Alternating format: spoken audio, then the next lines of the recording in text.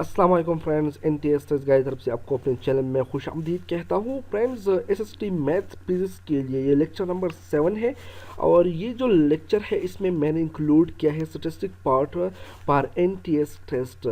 चूँकि अभी आपको मालूम हो चुका है कि NTS ने स्टैटिस्टिक पार्ट से भी क्वेश्चन इंक्लूड किए हैं और ये याद रखना, ये जो स्टैटिस्टिक पार्ट है इसमें ऐसा नहीं कि बहुत डिफिकल्ट क्वेश्चन हो सकते हैं, तो इसमें बहुत बेसिक क्वेश्चन हो सकते हैं। तो लेट में वो बेसिक क्वेश्चन मैंने यहाँ पर ढूंढ कर निकाले हैं, तो आपको ये क्वेश्चन दिखा रहा होगा किस तरह आप इस टेस्ट को हैक कर सकते हो। तो लेट स्टार्ट करते हैं। और जो क्वेश्चन नंबर फर्स्ट है वो क्वेश्चन नंबर फर्स्ट है कि the mean and variance of Poisson distribution are.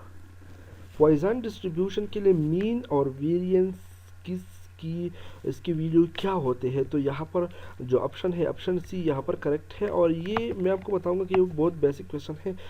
Poisson और पॉइसन डिस्ट्रीब्यूशन मीन और वेरिएंस ये दोनों इक्वल होते हैं। इस तरह एक और डिस्ट्रीब्यूशन हमारे साथ है, इसको हम कहते हैं स्टैंडर्ड नॉर्मल डिस्ट्रीब्यूशन। इसके लिए एवरेज होता है 0 जबकि वेरिएंस होता है 1। इस तरह एक और डिस्ट्रीब्यूशन होता है, इसको बाइनॉमियल डिस्ट्रीब्यूशन कहा जाता है। इसके लिए एवरेज जो है 4 के बराबर होता है और इसका जो वेरिएंस है इक्वल टू 2 होता है। तो यहाँ पर ये बेसिक क्वेश्चन से पेपर का हिस्सा हो सकते हैं, तो इसलिए मैंने यहाँ पर स्टैंडर्ड नॉर्मल डिस्ट्रीब्यूशन इसके साथ साथ बाइनॉमियल डिस्ट्रीब्यूशन को भी यहाँ पर कवर किया है। तो now question number 2।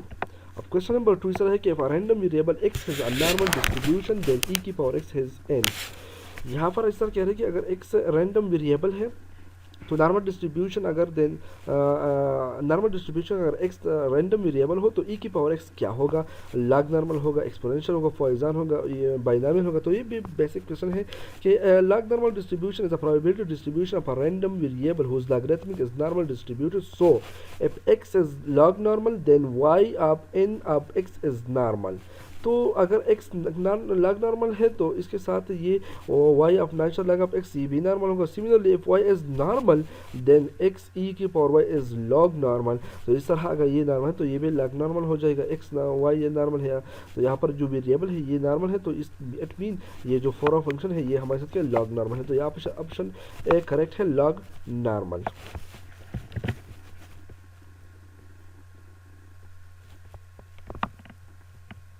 Question number 3। Question number 3 sir है कि which test is applied for analysis of variance ANOVA.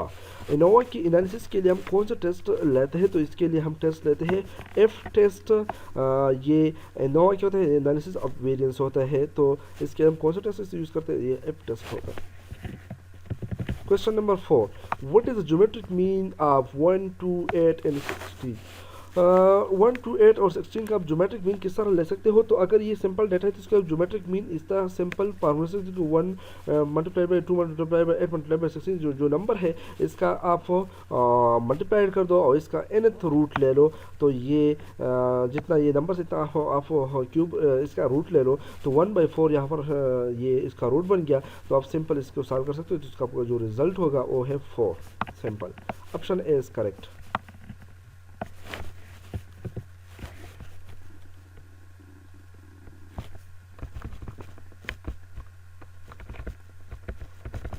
Now question number 6. Question number 6, which statistic method is used to estimate the relationship between two variable।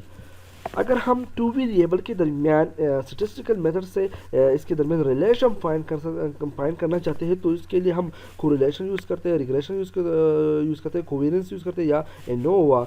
तो यहाँ पर option B correct है, इसके लिए हम regression use करते हैं। Question number 7। Question number 7 है mean mode and median of this data respectively क्या होगा। अगर ये सिंपल डेटा है तो इसका मीन मूड और मीडियन क्या होगा। सबसे पहले आप मीन को मालूम करें, मीन क्या होता है, इस सारे के नंबर को ऐड कर दो। इसके बाद नंबर ऑफ ऑब्जर्वेशन कितने हैं इसको जस्ट इसको काउंट कर दो। तो यहाँ पर टोटल इसको सम कर दिया और नंबर ऑफ ऑब्जर्वेशन 10 है तो आपका ऐसा जो एवरेज हो गया वो 7 है। इस तरह मूड इसको इधर असेंडिंग में लिखो, इधर डिसेंडिंग में लिखो। इसके बाद जो नंबर रिपीटेड होगा और हमारे साथ मूड होगा तो इसका मूड है 5। इस तरह मीडियन क्या होता है, आपने इसको असेंडिंग डिसेंडिंग ऑर्डर में लिखना है। इसके बाद आप इस तरह करते हैं कि यहाँ पर जो नंबर इसके सेंटर में हो इसको हम क्या कहते हैं, मीडियन कहते हैं। तो यहाँ पर टोटल नंबर 10 है तो इसका 2 सेंटर होगा और इसको हम ऐड कर बाय 2 कर तो इसका जो रिजल्ट होगा ये 6 होगा। तो यहाँ पर सेंटर है 6 तो आपके साथ जो रिजल्ट है 756 option C is correct. Sorry 756, this is option D.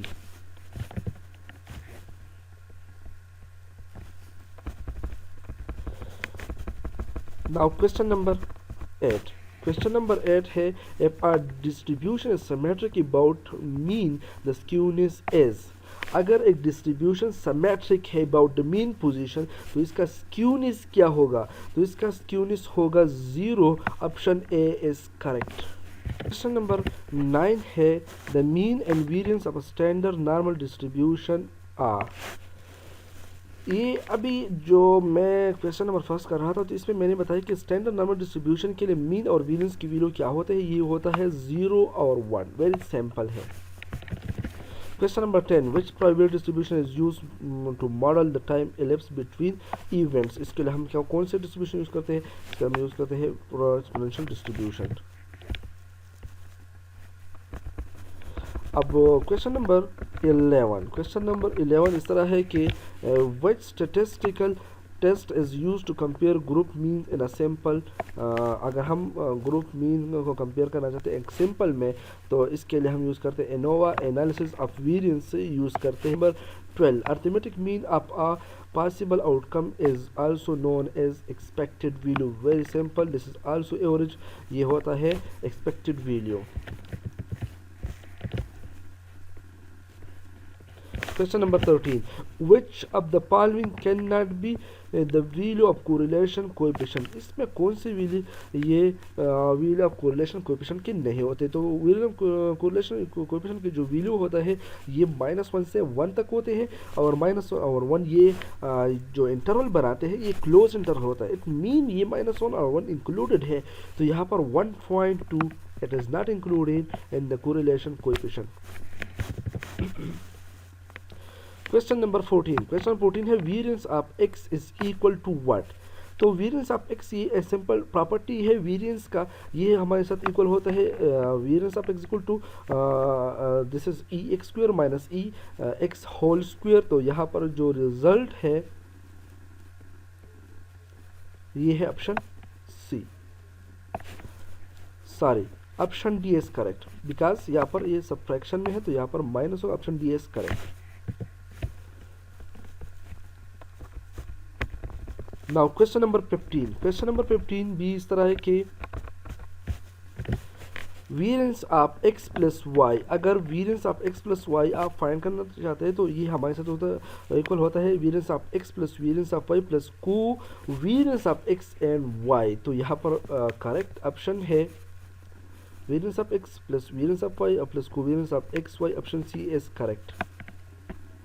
Now question number 16 है, what is the variance of the data. इस डेटा का वेरिएंस किसके बराबर होगी, इसके लिए जस्ट सिंपल कैलकुलेशन है।